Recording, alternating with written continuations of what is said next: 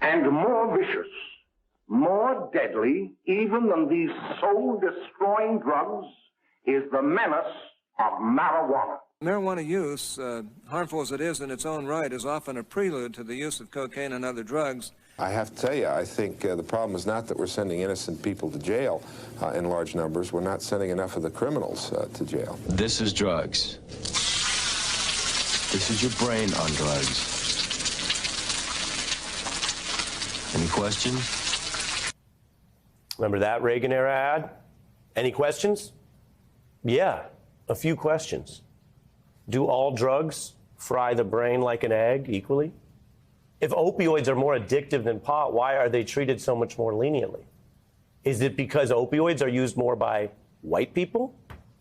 And lawmakers who take donations from big corporations let those corporations make billions of dollars off the opioids? And if pot is so bad, why do so many wealthy people and white people get away with using it without ever having any criminal legal problems, while poor and minorities are charged at higher rates? Well, those are just some questions. There are actually answers. We are also, when possible, in the answers business here in the news. But the answers are disturbing. Consider that it was the disgraced Watergate president, Richard Nixon, who first led the pot crackdown in this country, and for suspicious reasons. Nixon's top aide later admitted their war on drugs targeted Nixon's two political enemies, quote, the anti-war left and black people. His words. He went on to explain, we knew we couldn't make it illegal to be against the war or black, but by getting the public to associate the hippies with marijuana and blacks with heroin and criminalizing both heavily, Nixon's aide explained they could disrupt those communities, arrest their leaders, raid their homes, break up their meetings, vilify them night after night on the evening news. How about that? If you're watching on the East Coast, it's the early evening. Hi there, this is the evening news. But we're not falling into that trap. We're going to follow the facts. It is, of course, illegal for the government to abuse criminal laws to target politicians' opponents or legislate based on their lies. And that's what that Nixon drug war was about. That same aide admitted after the fact. Did we know we were lying about the drugs? Of course we did. Yeah, that's history, but it's also news tonight. It was Nixon who created the DEA.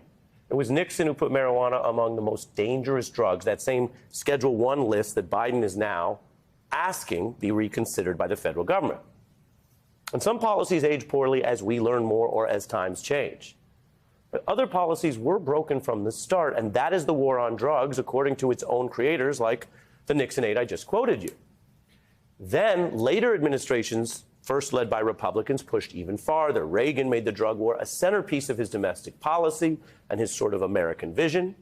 And crime did rise in the 80s, and there was violence linked to hard drugs and gangs. Let's be clear about that legal history. But the effort to equate pot to heroin and push jail as the answer to all drug and health problems did not work. And then you had the moderate Democrats like Bill Clinton who started to echo part of that initially conservative Nixon-Reagan agenda. Some of the most controversial, harsh laws on the books today were pushed not only by Nixon initially, as I showed you, but by then Judiciary Chairman Biden and then President Clinton, who you know are both Democrats. So now you have Washington, D.C. considering more reforms. And as a matter of the way seniority works and politics work, you have politicians who are now in their 70s or even 80s who are considering dismantling part of the laws that they themselves passed when they were in their 40s and 50s. So it is worth knowing tonight how we got here. America's public enemy number one in the United States is drug abuse. In order to fight and defeat this enemy, it is necessary to wage a new all-out offensive. Marijuana, pot, grass, whatever you want to call it, is probably the most dangerous drug in the United States. All of us agree that the gravest domestic threat facing our nation today is drugs. It's time to take our communities back from the drug traffickers and the drug abusers. I experimented with marijuana a time or two, and I didn't like it, and didn't inhale, and never tried it again. Good people don't smoke marijuana. All right. Marijuana is not factually the most dangerous drug today, nor was it when Ronald Reagan said that, nor was it when Bill Clinton kept echoing Republican talking points about it. Now, people are allowed to change their minds. That's actually often a good thing. Many people say it's an essential quality for long-term leadership. And Biden's move, which clears all federal charges for pot possession since the 70s, does show a change of position. It dismantles part of this bipartisan drug war that he waged. But this is not over. That is what I want everyone to understand tonight. This war continues at the state level, where, again, in both parties, governors are overseeing prisons with not 5 or 10 or 15,000, no, 40,000 people still in prison right now for these marijuana-related convictions. And so while it's tempting to view this as some sort of problem that's automatically fading into the past, that view also depends on where you sit and on whether you are forced by police and prosecutors and judges to think about this, whether you are separated from your family for the pot use you may have practiced or practiced a long time ago, or whether you are walking around checking yes on a criminal record every time you apply for anything for something from 30 years back, because if you are wealthy, connected, high class, or white, it is very unlikely that you have to think about that. Police, though, are still obsessed over scoring pot arrests above those more dangerous drugs we mentioned. So even as I showed you, almost half the nation has legalized pot. Right now in America, we have this war continuing. Consider that in the data we have from typical recent years, half of all types of drug arrests, almost half, 40% marijuana. And those aren't related to dealing or violence. 90% of those pot arrests, as you see on the right, 92% were for possession, which is personal use. Now, who's getting arrested? I mentioned it's not the political candidates who admit their use in public. It's not the bankers dabbling in recreational fun at some rave or party. Police arrest black Americans at 4 times the rate, and data shows pot use is actually the same across these groups. Those are numbers. Now, what are numbers made of? Well, this kind of data comes back to people. Can we face any of the people who make up those numbers? Let's pick one tonight, and I admit we're just picking one, so it's in essence arbitrary, but I just showed you how many types of cases there are like this. So let me tell you briefly about Corey Ladd. He was convicted of possessing ½ an ounce of pot. That's, if you've never been anywhere near pot, that's an amount you might see displayed in a group setting, a party, or a concert. Ladd was convicted and sentenced to 20 years in prison without parole. And as you see, it's not some super old story. That was 2011. There are thousands of stories like that, some less severe, some also galling in what they do to people. So as longtime career politicians dismantle part of the wreckage they cause, this is a time tonight, as we end this week with this big news, to note who was actually also right about from the start.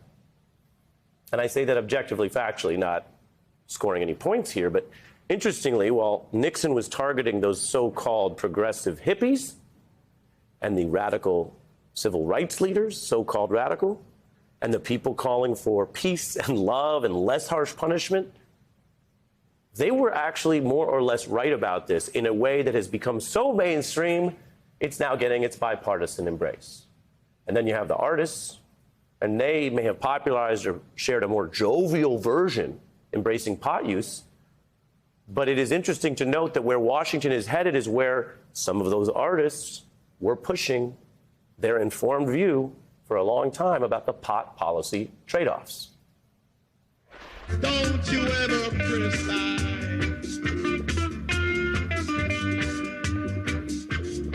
Legalize it, yeah. I bet you a lot of people recognize that there on the evening news tonight. That's one of the most iconic statements about pot prohibition policies of all time. Peter Tosh's classic, legalize it. Let's listen to what he said. Legalize it. Yeah, that's the best thing you can do. Doctors smoke it, nurses smoke it, judges smoke it, even the lawyer too. Fact check, true. In a lot of states in America, now legally, a lot of places around the world, a lot of different people use it, just not everyone gets in the same trouble for it. So now you have President Biden basically decriminalizing all past federal possession offenses and pushing to potentially take pot off that harsh Schedule I list. So I say with no hint of exaggeration, after his long career, President Biden may be approaching the Peter Tosh phase of his approach to prohibition policies. And let me tell you, that is a long ways from the Clintonian crackdown. And people can debate whether that involves growth, evolution, leading from behind, as so many others in our society have taken the culture, the politics, the conversation, society to this point. But if you notice, sometimes on this program, we cover prohibition policies a lot and the war on drugs a lot. There's a reason for that. It goes all the way back to Nixon. It is linked to the attempted criminalization and suppression of certain voices. It has a failed history. It is one of the enduring problems in American life and certainly in our criminal justice system. Mr. Biden took his Peter Tosh step, but what comes next really matters.